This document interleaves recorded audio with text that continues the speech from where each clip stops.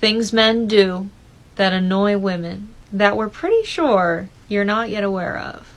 Thanks for your submissions, everyone. To the men watching, I'm just trying to help you out. Before we begin, Kyle Prue, and those of you who tagged me in the video where he mentions inflation, you're an inspiration, sir. But stop saying I sound like him. You also said I sound like Fran Drescher. It can't be both. Anyway, number 1, when you're asking us to hang out, but instead you say, if you want to, it makes us not want to. I'm free tonight. I get off work at 8. Okay, so do you want to hang out?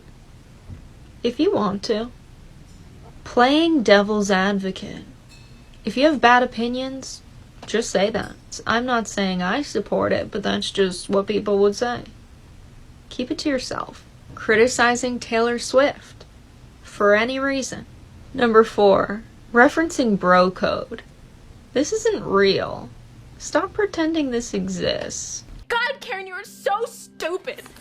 Dang, fam. Why would a man not take a woman who makes a video while laying in bed serious? She is obviously showing maximum effort. Surprisingly, she didn't go the extra mile and record this while sitting in the can. Well, let's address her points using her own numbers. 1, saying if you want to. I agree with her here, as most women want to be led. And for as silly as it may sound, they actually think if you as a man give them options, it shows lack of leadership. What can I say, fam? You literally have to tell them where you're going to have dinner. If not, they are as lost and confused as a 3-year-old in a department store. 2, playing devil's advocate. Let me translate that from womanese. Don't say anything that can hurt my feels, even if it's factual. Fam, just don't waste any time applying logic. For most women, feels before reals. 3, criticizing Taylor Swift. You can replace that with anything else she is a fangirl of. 4, referencing bro code. Of course it's not real. Only women are allowed to have any kind of friendship etiquette. Number 5 is mansplaining. You might be aware that this annoys us, but you're not aware when you're doing it. Information that's new and interesting to you may not be to the person you're having a conversation with.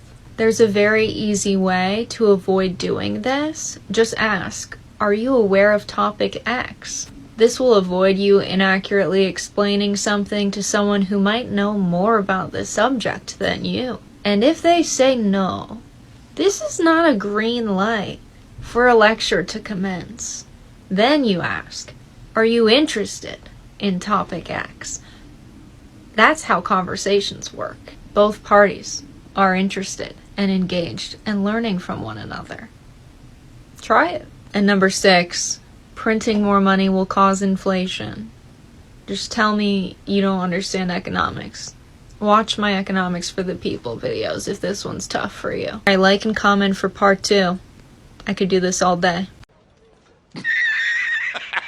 5, mansplaining. Conversations are a talk, especially an informal one between 2 or more people, in which news and ideas are exchanged. The phrase mansplaining is nothing more than a woman's attempt to shame men into not making them feel as the least informed in a conversation. Ladies, how about this? If you tell a man, don't mansplain, then don't get upset when he tells you, don't be annoying. 6, printing more money will cause inflation. She is obviously more informed than Investopedia article writer David Gorton, CPA and financial educator, who clearly states, yes, printing money by increases the money supply causes inflationary pressure. But don't tell her that. It would be mansplaining, and she could do this all day. Obviously, she has got a winning attitude. All I can say is she can keep this up as long as she is young and attractive. Once that fades, there will be far less tolerance for negativity. Moving on.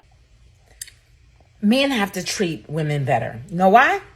Because it's not the days where our great-grandfather took care of our great-grandmother and treated her any type of way that he wanted to because he was the only one to work and she wasn't allowed to work. We can take care of ourselves now. So we require to be treated well. See, great-granddaddy could treat great-grandmother like crap because he can get out and plow. She couldn't push the plow. He was physically stronger than her. So I'm going to tell you why that argument no longer exists in 2022. Yes, you're stronger. You're physically stronger than a woman. You can move a refrigerator, and we can't. We could pay 3 men to come in and move it. Have you ever heard of a dolly? You can open up jars and we can't. Guess what? They sell jar openers on Amazon. You can physically protect us. So can a bullet. Squeeze me? Oh, no, you dick.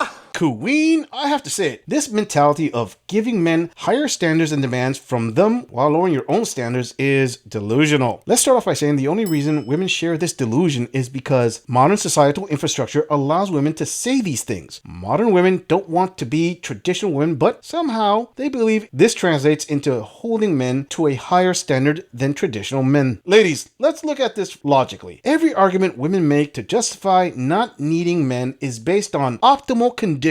As long as everything is working, the economy is good, you have a job, and you can afford everything, men need to do better. I don't need no man. Okay, what happens to that attitude when prices go up? When you are fired? When the plumbing, the cars break down, and the hard labor needs to be done? When the rent's late, and you can't cover that plus food? Do men need to do better, or is that the point when you settle? Fam, that's like a delusional farmer who thinks there's no such thing as crop failure. Yeah, Queen. It's all good with those designer handbags and high-end restaurants until you can't afford to pay that bill no more. Moving on.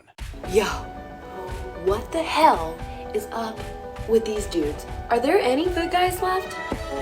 Any of you out there looking for a woman, single mom, in her 30s? I have a job, military, I've got my shit together. I don't need no man to help me financially. I work, like, let's go. Send me your resume, please. She's going to sink, Captain.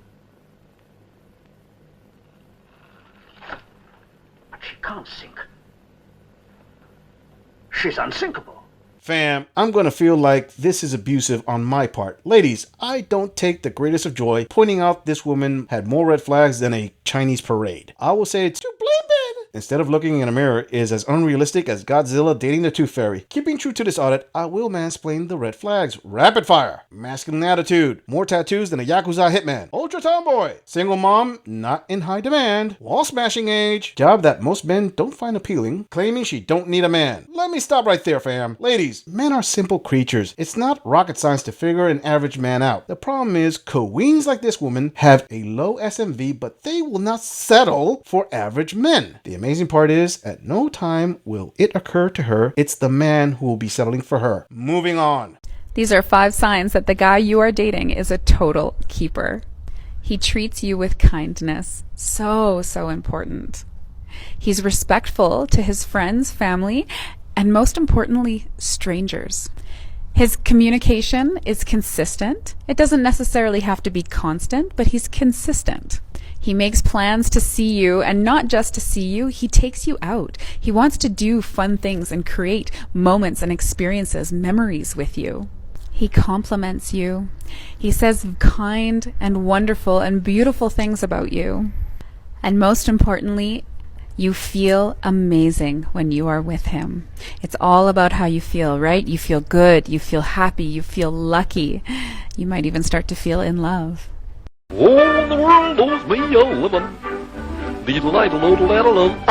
Ladies, let me help all of you out with a public service announcement. Women are the gatekeepers of intimacy. Men are the gatekeepers of relationships. What I mean by that is, it is as difficult for a woman to retain a man in an LTR as it is for a man to get initial intimacy from a woman. The point is, these qualities she is talking about are not the important thing for a long-term relationship. It's what you do as a woman to retain the man that is more important. To believe it's the other way around is unrealistic. Let me come at this from a different angle. Everything this queen said sounds awesome, dreamy, and the type of guy romance novels are written about. Okay, now comes the hard question. Why should a guy with all these qualities propose to you? Think about it. A man with all these qualities is either a real good catch or a player who knows the game. What are you as a woman doing to make sure he will commit only to you? Dang fam, I just crushed some dreams. Especially if a woman's response is, because I'm me?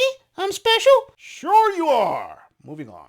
Ladies, listen up. We as women actually collectively have to start a movement to not accept less. There are so many women out there accepting way less than the bare minimum from men. How do I know this? Well, I've been there and I've seen it with my own eyes many times. The only reason that this phenomena can keep perpetuating is because we as women believe that we won't get better from men, so we accept less than we know we deserve. And this creates a whole pool of men who get away with giving women less than they deserve. And I'm not even talking about like men paying for everything or doing anything outrageous. I'm talking like simple bare minimum stuff, like basic communication, basic fulfilling of needs, being a gentleman, paying for dates, planning dates in advance, basic human respect, being romantic, doing small gestures, holding a door open, pulling a seat out for your lady. That's why I say if he's not giving you what you deserve, just leave. And by us doing this, we show them that it's going to take more than minimal effort to get a woman. And they can't get away with that anymore because we only need them in our lives if they're adding value. You keep using that word. I don't think it means what you think it means.